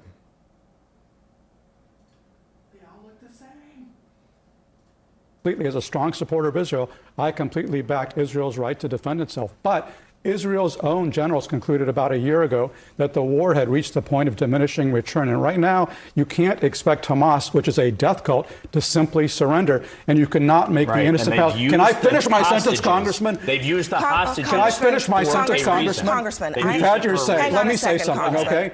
You could not expect Hamas. You could not expect Hamas to surrender because they're an evil organization. And you're right, they are holding the people of Gaza hostage. But Israel, as a liberal democratic country, has an obligation to abide by the laws of war and to avoid inflicting undue harm on civilians. Israel is recognizing that to some extent because in the last week they've actually opened up and allowed more aid in. But clearly, given the fact that we can all agree there are starvation conditions in Gaza, the aid has been inadequate. And this is causing not only extreme... Okay. I think that's the end of the clip, right? Yes. But hold it on. Hold it on. Whose fault is it? This guy said it is a diminishing return, and at what Hamas is not going to give up. Okay, so you think Israel should just give up? After they've been in a war for 2 years, all the resources they use, all the progress they made, they should just withdraw and give up. Why did they take the hostages in the first place? Why? They knew they weren't going to beat Israel, because if they ever got the best of Israel, America would step in, right? And nobody's going to beat America's military. So they knew they weren't going to win there. So why did they do what they did? They did. Put it together. Why did they take hostages? They didn't have to take hostages. They could have did what they did and fled in their country. Why did they take hostages? For leverage. To leverage a ceasefire. So then they can leverage a ceasefire. They can build a stockpile again. They can do all this stuff over, get themselves together, continue to live in Gaza in perpetuity so they can do the next attack. And the next attack is going to be far worse. Okay. So let's go to, and let me make this very clear. Is there people starving in Gaza? Probably. Is it a famine? No. I think the conditions are probably getting bad enough that where some people are going without food. Because Hamas is doing their part in eliminating people from getting the food too. So don't act like it's just Israel. And I don't think Israel is intentionally doing it. And if they are intentionally doing it, let me just say this, two things. I don't think that Israel is intentionally doing where they're not providing enough aid. But I can also see how Israel could put pressure on Hamas by not providing enough aid. And both of those scenarios are fine. And you don't want people to die, but at what point are they going to stop? At what point are you going to have enough leverage to make them say, okay, our people are suffering. We need to give up so our people can be free. If they're never going to do it, then what do you do? And like I said, I don't think that they're doing it intentionally, but if they were, I still don't see that as, I don't think they should continue to do it. But I think putting a little pressure on them, cutting the power off for a little bit to get them to react. Maybe the food supply is trickling in. They're not going to be eating a buffet every day. So maybe they trickle in the food supply a little bit. And if they were to do that, release the hostages then. Give up your arms. Forfeit. Why should Israel care about their people more than they care about their people? And then they go, well, Israel should fight by rules of engagement. Why? Why should Israel fight by rules of engagement? When they don't have to. I'm just saying they get a chance to violate international law and rules of engagement in war, but then Israel have to uphold it. That is a poor precedent to set. It's terrible precedent to set. Because what terrorists do, they go and do all this ungodly stuff and unorthodox stuff, hide behind their people, kill their own people, kill innocent people. They get to do it all without being held accountable. But then when another country come in to defend themselves, and there's other unorthodox things they have to do to make it happen, now they the problem. Therefore, if Israel have to be held accountable for every rule of engagement and somehow no innocent people can die in this situation, which has never happened in any war on planet Earth, then all terrorists will do is go commit atrocities against sovereign nations and hide behind their citizens, and the sovereign nation will have to say, we just lost 1,200 people and we just lost 2,000 hostages, give them whatever they want. That's what they have to do. Because the terrorists can always create a situation where there's going to be a humanitarian issue. All right. Let's get to the real juice, and then I'm going to be done with this. Let's talk about these propaganda videos. And this is where the spark happened in me. It was just the other day. You know, I share stuff all the time when I see it, and I shared a propaganda video from and put the highlight tape up I have. I shared a propaganda video from that I saw online. I was like, this is propaganda. And every video that I had from that point was all propaganda. There was not one real Gazan video that came through my newsfeed in 15 minutes of scrolling. Not one. And I said, it's enough. I'm watching people be outraged and getting 100 million likes and like 100 million views on some of these videos. And I'm like, they're really pushing this as this is real. And this is complete propaganda. So let's go to the highlight clip that you put together. Is that this? Yeah, it's that 6-minute one. Skip him because he's talking about, he's showing, and let's play this. Let's go back. Some of it's out of order, y'all. So just be tuned because I didn't tell him which order to put it in.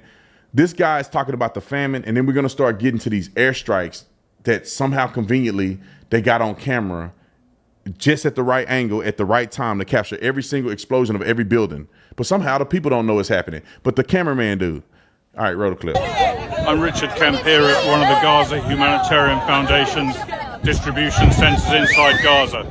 You will have heard a lot of propaganda about violent attacks in and around the GHF sites here. It's all lies generated by Hamas in order to discredit the GHF. The Hamas hate the GHF because the GHF delivers aid directly into the hands of the Gazan people without being seized by Hamas and sold at a profit. Very many of the people behind me here have told me it's the first time they've ever received free aid.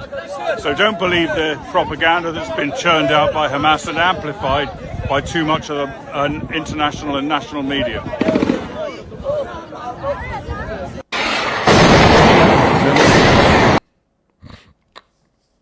I want you to pay attention to this video. Can you scroll back to the beginning? I'm just going to walk you through some of this stuff. Not the beginning, but the beginning of this video. Now, I want you to put your thinking cap on and put this into context. Why would this lady, who's clothed with a healthy clothed baby, be sitting in this room? There's clearly, it's not livable. But she's not dirty, and the kid is not dirty. They clearly are not in the room when it turned into a disaster like this. So these two people who are clean, clothed, healthy people are sitting on the floor in a room. And a cameraman is sitting with them, recording her on the floor in this room. Do you think this is real? Do you think this is a real living condition of this lady and this baby? And then I want you to pay attention to the shaking of the camera and the sound of artillery. And you tell me, do you think that's real? Roll the clip.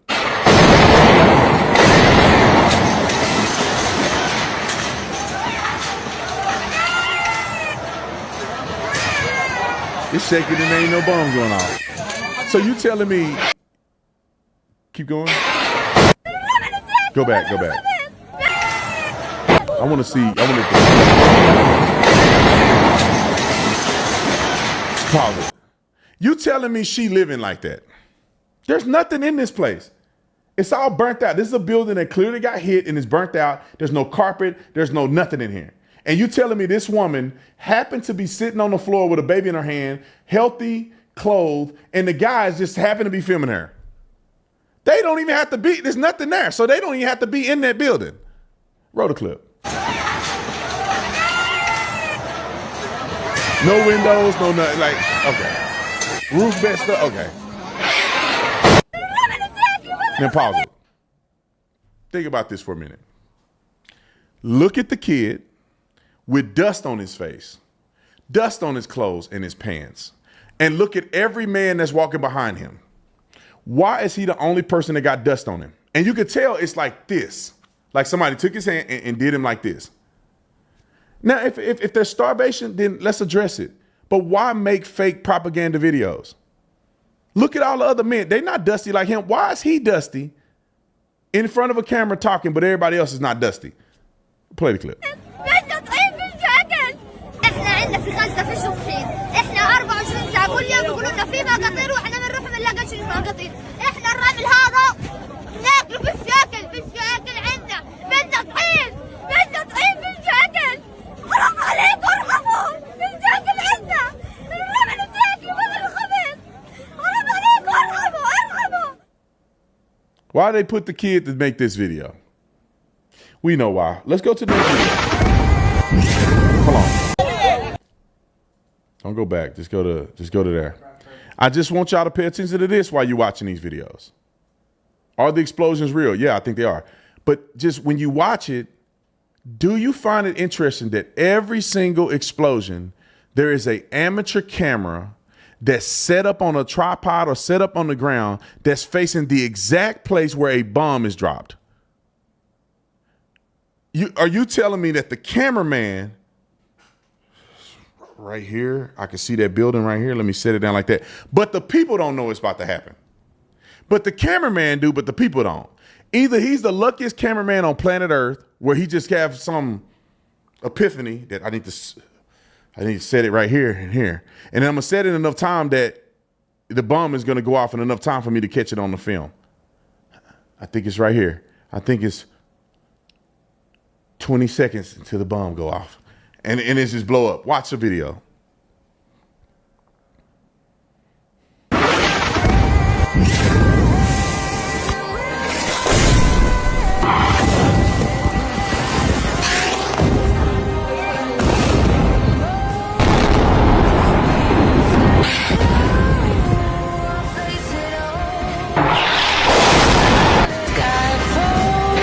It's just camera set up right at the exact building. Now look at this video. Pause it.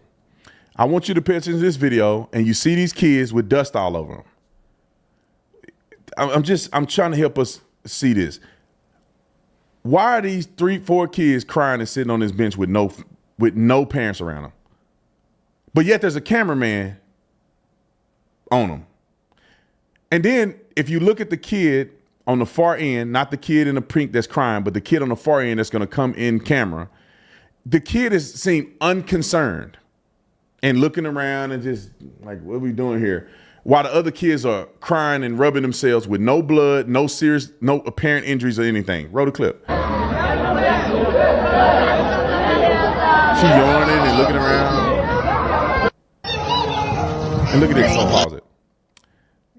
I wish I can just try to pause it right at the beginning of the clip. Pause the clip right at the beginning. Watch this kid, and I swear, but I don't have the time to do it. I swear I've seen this kid in 3 different videos. Watch this kid look into the camera and scream, and then watch this. Tell me this is real. Roll it.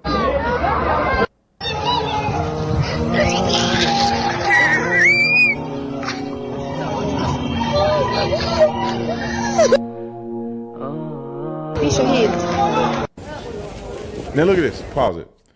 Now this iteration of videos, because I think I remember, just pay attention to the fact that this camera is sitting on the ground.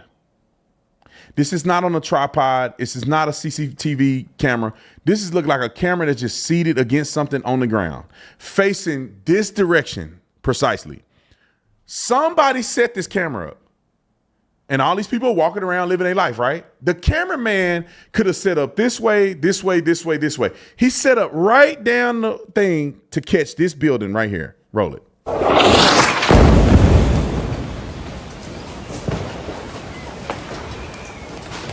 How does he know and they don't know?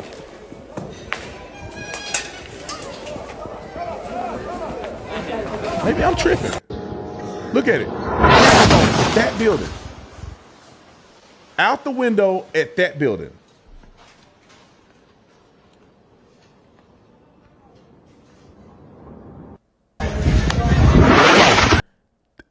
it's at a marketplace that's elevated enough to right at this angle at that building. How do they know that building is going to get hit? Play it.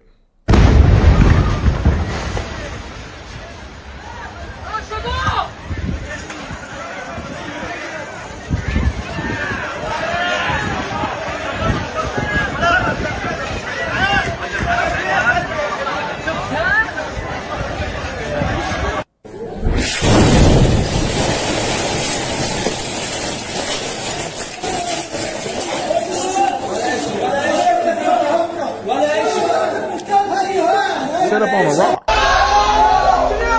Pause this. Pay attention to the time lapse. They're saying all this. This camera is facing out somebody's window directly at the building that's about to be hit. They go get this kid, and there's a time lapse between when they rescue this kid and when the bomb hit. Watch it.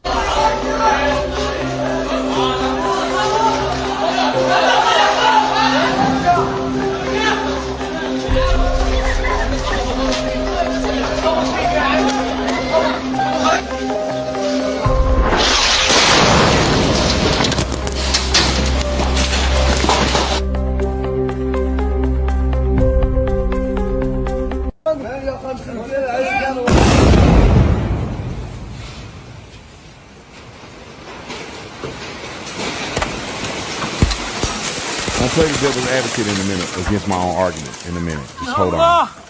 Ya Allah! Ya Allah! Ya Allah!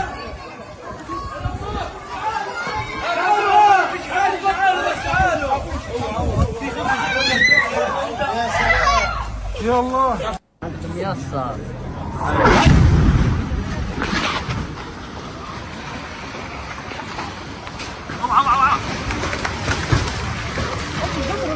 طب ماشي خلينا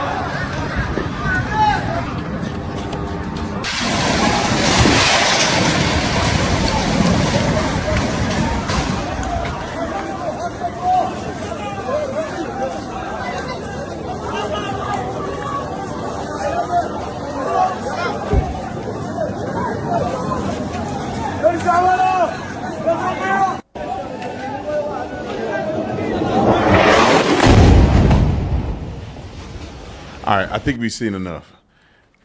And this is what bothers me about this. Now, a person can say, and playing devil's advocate, that they know what building, they don't have enough time to get away from it. I don't know. How do you know, out of all the buildings there, that they set the camera up on a rock and perfect angle? How do you know that in enough of a distance that the camera don't get damaged? And they can retain the footage. Because if it's too close and it gets destroyed, you don't have any footage because the camera got destroyed. But it's just enough away at the right angle that it's pointing at the exact building. My theory is that what they're doing is that they're getting notification from the IDF, notifications like Israel normally does, and say, evacuate this area. We're going to strike this place right here. Therefore, the people evacuate, most of them. And I think they evacuate at a certain distance where they believe that the missile won't hit them, and they, in some cases, they stage people there and wait for the strike to hit, and then everybody's running and scrambling like they have no idea what's going on. Or they know, but they don't tell the people, and they set the camera up hoping they can catch the people get hit by something, but just enough away that the camera's not damaged, but enough they can capture the footage. I don't trust Hamas. I don't trust these people enough to believe everything I see from them. I don't think it's outside of the realm of reality that Hamas could force people not to be able to leave. I can see them doing them like that. They force it. No, you can't leave. You can't leave at gunpoint. You can't leave. You can't leave.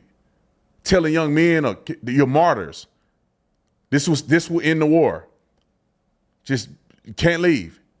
When you die in this thing, it's going to be over. They're going to see the catastrophe of this. I don't say they're doing it. I can see them doing it. They don't care about their people. They leave them out to dry. They got tunnels up under the thing. They hiding. They know they got weapons in this building right here. I can see them making kids and stuff at least stay in the building. Forcing women to stay in the building. You can have a couple Hamas soldiers in there holding them hostage in the building because they don't care about blowing themselves up. This is what they do. I can see them doing that to people. And then when the Israelis strike the building, after telling them to evacuate, you see bodies in the building. They just killing innocent people. You like, are they? I can see people questioning Israel, are they? But also, do you question the other side? If you're going to question Israel and you say, I think they're killing indiscriminately, okay, that's a fair argument. Let's look into it. But then you also got to say, could the terrorist organization who willing to behead people and kill people for no reason and deprive their citizens of aid and money and structure and food, you name it, they build tunnels. They put these people in this situation. Many of these people that had nothing to do with October 7th, Hamas put them in this situation. And since they don't care that much, why do you think they care about getting people out of buildings after they've been warned? Why do you think they won't kill their own people and stage some of this stuff to make Israel look bad? And I'll say this, that's pretty much all I want to cover, because I got so much other stuff to cover, but I don't want to belabor the point. But let's show the footage of, I think, the guys with the guns on top of that aid truck. Now, I'll say this. I've seen videos that are out of context, meaning that I've seen people with guns and stuff that are, now this is the video that's out of context. I don't want this one. I want that other one where they were looking from a distance.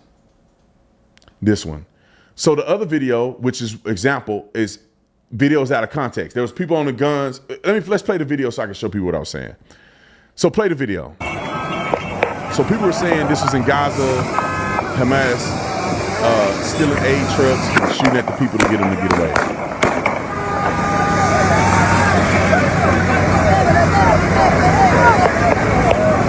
If you believe everything, you're wild. Look, that's Hamas. Let me show this video. And look at this shirt. This is somewhere else. This is not Hamas. But go back to this one. Now, this is allegedly a documented video where this is supposed to be Hamas looting humanitarian aid. Now, watch the circle, and you see people on top of the circle, and what do they have in their hands? Roll the clip. Hold on, wait till you pick it up. What is that? That's an AK-47 he got in his hand. What are they doing? Why would somebody need to be on top of with an AK-47 on top of a truck doing that? That's not a civilian. How does Hamas eat?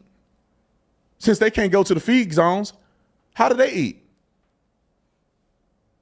They don't got to stockpile food just sitting in the tunnels. Maybe they do. But how do you think they eat? They got to get some of this aid that's coming in, don't they? How do they get it? They can't be visibly seen getting it.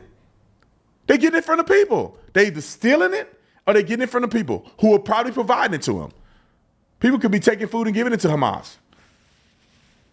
Do you think that everybody in Hamas don't agree with Hamas? I mean, everybody in Gaza don't agree with Hamas?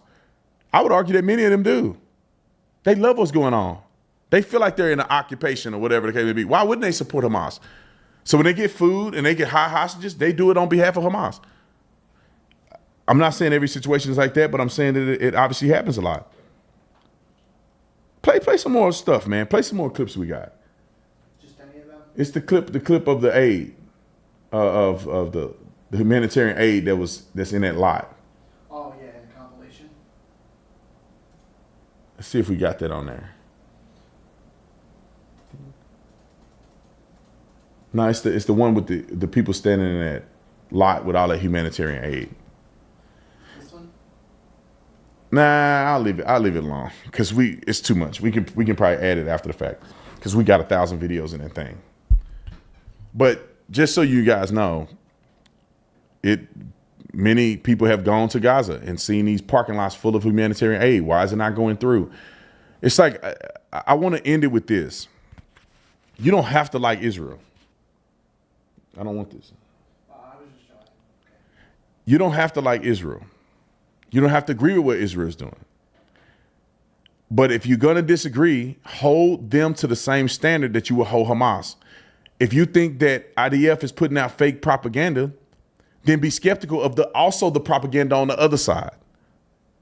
If you somehow think that Israel shouldn't be doing what they're doing, also consider that Hamas shouldn't have been doing what they did.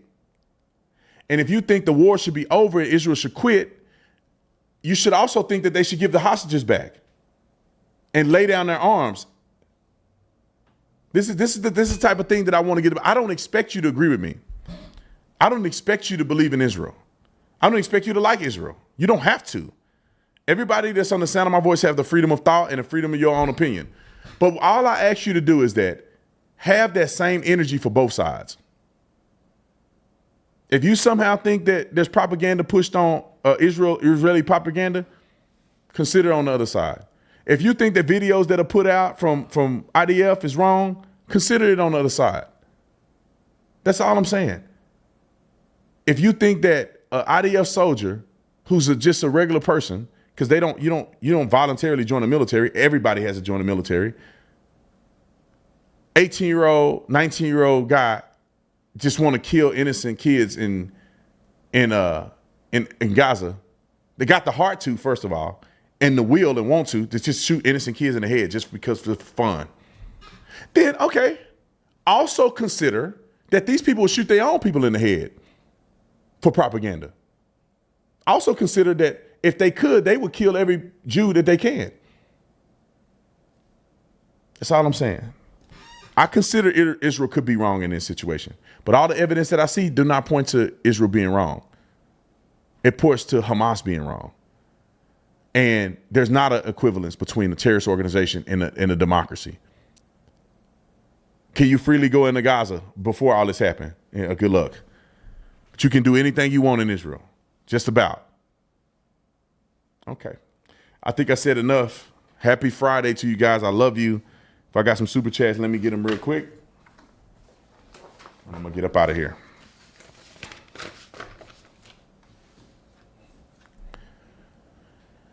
All righty. Let's see. Remember for 4 months, Miss, what is that? Mr. Spoony Spoons. Oh, okay. CJM, it says, when you coming on tour to South Carolina, I need to. I want to go by that place. Is Myrtle Beach in South Carolina? Yeah, it's in South Carolina. Yeah, so I thought so. All right, let's see. I control it. Let's see. B. Tatum, I'm a TPUSA member and would like some information on joining Blexit. Also, I'd like to send you a copy of my wife's book, God Makes No Mistakes, about the trans woke agenda. All right, perfect. If you're a member, I'm going to put my email in the members chat so people want to contact me. You send me my email. Please don't bombard me unless you really want something. Because I don't want to miss people that got a specific reason and you just want to say hi, right? We can say hi in the comment section. I read them. Let's see. What makes you decide to stand with Israel? Well, it's very simple. I don't want to belabor the point, but like, let me say this. I never considered Israel much at all, right? I knew that the Bible was based in a lot of stories of Jesus and where he lived, and King David and a lot of other stuff originated from what we now know as the state of Israel. So it's always been intriguing for me to go back and look at the historical contextual reality of what Israel really is. And so, but I never took a side. I never went deep into conspiracy theories of this, that, and the other. And when I went to Israel physically, and I was there for 2 weeks, it really made me see something different about Israel, right? That it was more than just, this is biblical stuff here. To me, it was pretty sacred. Like, to me, for me to walk down the streets where Jesus walked and to sail on the Sea of Galilee and doing that stuff really made me fall in love with Israel. Now, the people of Israel, which, I mean, I fell in love with the land and the historicity of it. All that stuff was beautiful. The Mediterranean Sea is beautiful. The Sea of Galilee is beautiful. The Dead Sea. I mean, all of the historical things that Jews have been able to create and make in Israel has been phenomenal. When I was there, I didn't think they had a big conflict. The Palestinians and Israelis worked next to each other everywhere we went. No conflict. The markets were right next to each other. On the Sabbath, the Palestinians did their thing. When the Palestinians had holidays, the Jews did their thing, even at the hotels. So, of course, it's tourism, so people probably don't want to make tourism bad, but walking around the streets of Jerusalem, I mean, it was like, whoa, this is kind of cool. And to be honest, it didn't look like Jews had that much of a real control, like people kind of think they do. Like, I think people think that Jews are just running around and the Palestinians are just peasants walking around with their head down. That's not what I got, because Jews can't even go up on the Temple Mount. They can't even go up there. They have to sit at that wall and wail. That's why they call it the Wailing Wall, because they can't go up on the Temple Mount. The Muslims control the Temple Mount. And there's all kind of concessions that they made with Muslims to make this a real thing. They actually made concessions to say you can own this and I can own this. They didn't try to take over it. Like I think they should have, to be honest. But then every day in Jerusalem, this loud noise go out, and that's for the Muslims to go down and pray. You're like, whoa, wait a minute. They do that right in Jerusalem? This is the holy city of the Jews. This is where Jesus was. And the Muslims are doing that in the middle of Jerusalem? To me, it didn't seem like they had that much control. And then you would go some places that Palestinians go up into Israel, but Israelis can't go in the West Bank, in the Dead Sea. They definitely couldn't go into Gaza. So you say, oh, that's weird. That's kind of weird. Now, we got a chance to go both because we were tourists. But, man, after I left and I felt this connection to the land, and then I started looking at the people, the Israeli people. And I had a great time. Great, generous people, loving, kind, just like you would see people in America. It's great service, just genuinely good people. People that own a restaurant, the guy that did my tattoo, like they're just regular people like anybody else. And then you go to the biblical aspect of it, where you say, well, the Bible teaches us about God's chosen people and their return to the land is prophesied. And then Apostle Paul, who wrote most of the New Testament, tells us how we should treat the Jews. You don't have to agree with the Jews. You don't have to believe they're going to heaven. That's what you have no obligation to do any of that stuff. But you do have the obligation to respect where our Lord and Savior came from, and the lineage that he came from, and the word of God came, and all of the prophets came, and all of the commandments came through these people who still are there today. And so there's a level of respect where you say, like, for instance, I got a wristband that say Jesus is Lord. I brought a shirt with me that say Jesus is Lord because I was at an event before I went to Israel. So I still had it in my bag. I didn't wear the shirt that says Jesus is Lord. Why? Out of respect. I'm in their country. I'm respecting them. I'm still a Christian. I'm still a believer. But I'm not trying to do nothing overtly to disrespect the people in that area, because I don't want them coming disrespecting me. Don't come over here with anti-Jesus stuff. I respect you, respect me. It was mutual respect. And I say, I have a lot of respect for the Jewish people. I have a lot of respect for the people in which God chose to give us the law and the prophets and our Lord and Savior through. So why wouldn't we respect them? You don't got to agree with people to respect them. People don't have to like you for you to respect them. Do you think that all the Jews really like me? Nobody was mean to me, but that don't mean they like me. I still respect and I honor what God has done through these people. And so I take my hat off to them, respect. I don't have to agree with you. Jesus Christ is Lord. Jesus Christ is my Lord and Savior. Jesus is the only way to heaven. I know that, but I can still respect the rabbis and respect the mantle that they have.